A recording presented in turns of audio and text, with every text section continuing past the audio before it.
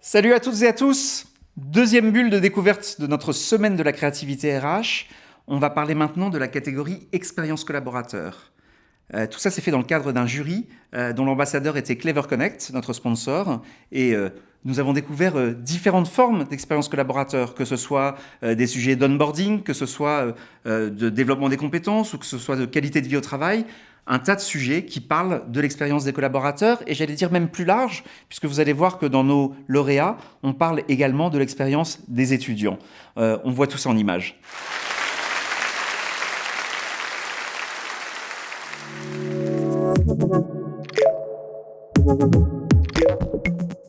Cette campagne de communication s'inscrit dans le contexte de la réforme de la formation professionnelle qui est amorcée depuis 2018 et qui met l'accent sur l'importance de se former tout au long de son parcours professionnel de manière plus autonome avec l'ouverture du compte personnel de formation. La crise sanitaire de 2020 a accéléré la nécessité pour le Centre d'études de langue d'être visible auprès des salariés afin qu'ils poursuivent leur développement de compétences en langue. Le Centre d'études de langue est un réseau national de la Chambre de commerce et d'industrie qui propose des formations en langue sur mesure, toutes éligibles au CPF. Pour le CEL de la CCI Ille-et-Vilaine, il s'agit de se positionner sur un marché B2C hyper concurrentiel sur ce secteur des langues. En 2020, le CEL a formé 2000 stagiaires dans le département sur plus d'une dizaine de langues. Et les raisons sont diverses pour se former aux langues étrangères. C'est d'abord sécuriser son parcours professionnel ou initier un processus de reconversion. La campagne de communication visait plusieurs objectifs. D'abord, gagner en notoriété auprès du grand public sur la marque Centre d'études de langue de la Faculté des métiers à Rennes, Fougères et Saint-Malo. C'est également créer de la proximité grâce à une information claire et précise, mais aussi simplifier les échanges avec les stagiaires, notamment en se donnant la capacité de répondre à leurs nombreuses questions lors des journées portes ouvertes qui ont été organisées il y a un an. Et enfin, augmenter le nombre de contacts qualifiés grâce à ces campagnes.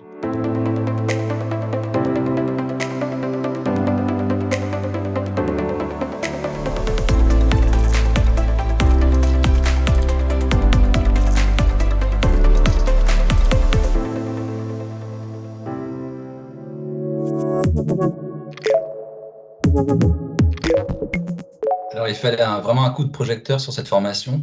Alors, comment? En s'amusant avec les faux amis de la langue française que l'on peut utiliser au quotidien. Donc, tout ça à travers une approche ludique et graphique pour capter l'attention du public sur des erreurs de langage que l'on fait tous, malgré nous, malheureusement.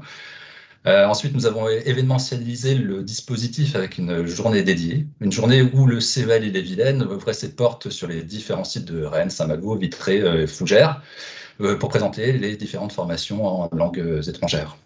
On a mis en place aussi un dispositif. Il s'agissait d'installer une séquence de promotion de ces journées clés, une campagne d'affichage composée de 4 visuels qui ont été déclinés et complétés par une stratégie digitale exclusivement social media.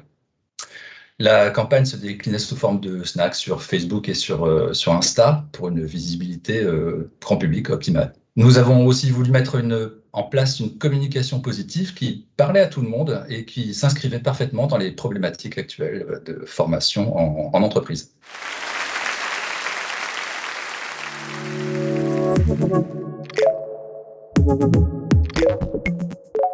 Les premiers contacts d'un collaborateur avec son futur employeur sont déterminants pour sa prise de poste, son intégration, que ce soit dans le cadre d'une embauche ou d'une mutation interne au groupe. Et on a donc voulu lui offrir une première expérience waouh, lui permettre de s'imprégner de l'entreprise en amont de son arrivée, lui faciliter sa prise de poste, développer dès la lecture du livret d'accueil un sentiment d'appartenance, de fierté de faire partie de ce futur collectif. Et pour cette première expérience collaborateur, on a donc choisi de le placer au centre du contenu en utilisant le je suis, de mixer du texte, de l'image, de la vidéo, et de pouvoir consulter ce livret d'accueil en digital, aussi bien à partir de son smartphone que de son ordinateur. Avec tous ces éléments et bien d'autres, on favorise ainsi son empowerment.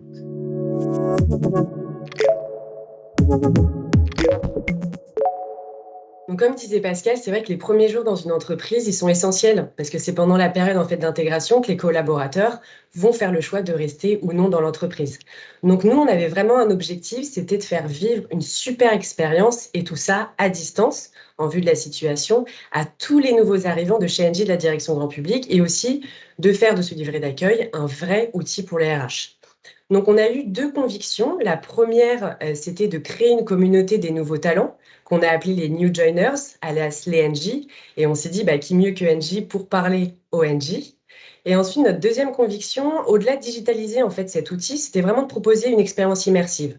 Donc, on allait plus loin qu'un simple PDF interactif et on a proposé un outil qui permet de partager des contenus qui sont dynamiques, qui sont enrichis et surtout responsives, sans une seule ligne de code.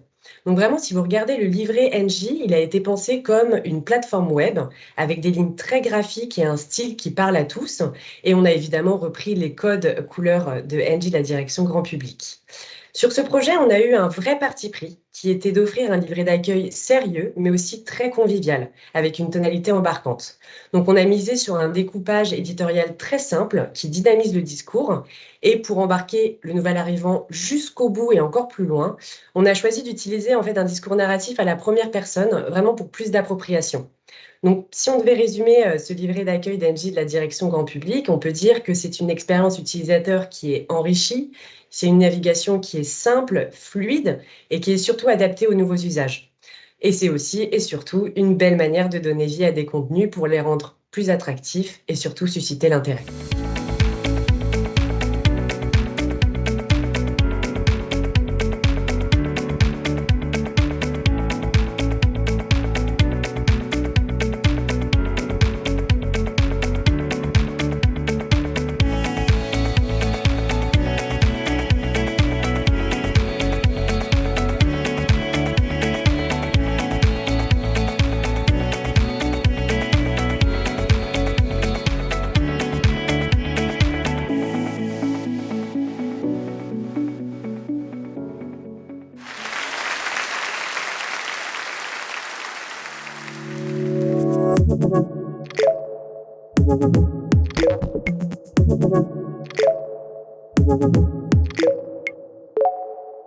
Dans l'enseignement supérieur, la visite d'un campus au moment des oraux est un incontournable. Et à Rennes School of Business, c'est une arme de séduction massive.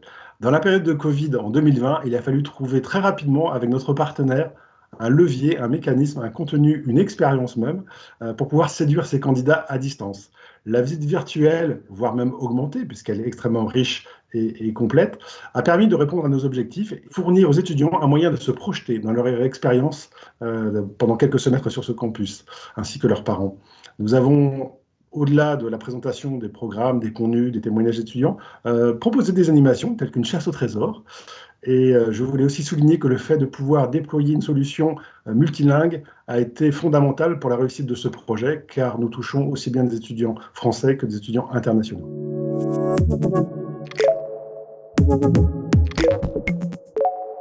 Ce projet, c'est le fruit d'un vrai travail en proximité entre les équipes de Rennes School of Business et les équipes de l'agence EPOCA. Un vrai travail de co-construction, on n'avait pas le choix, puisqu'il fallait délivrer ce projet en 1 mois, en 5 semaines, donc c'est pas beaucoup.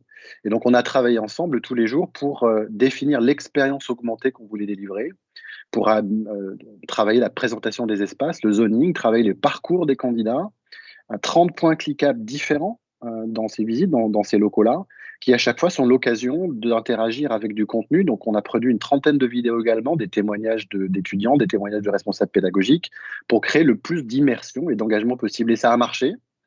2 chiffres qu'on a mesurés, le nombre de visiteurs, entre 500 et 1000 par mois, et ça continue. Ça veut dire que même lorsqu'on peut venir en présentiel, ces compléments distanciel, il a du sens.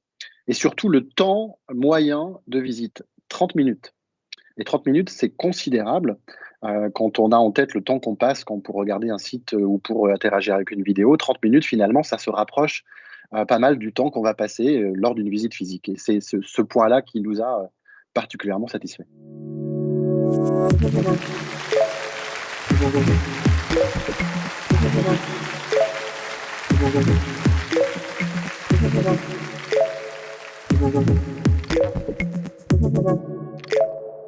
Thank you.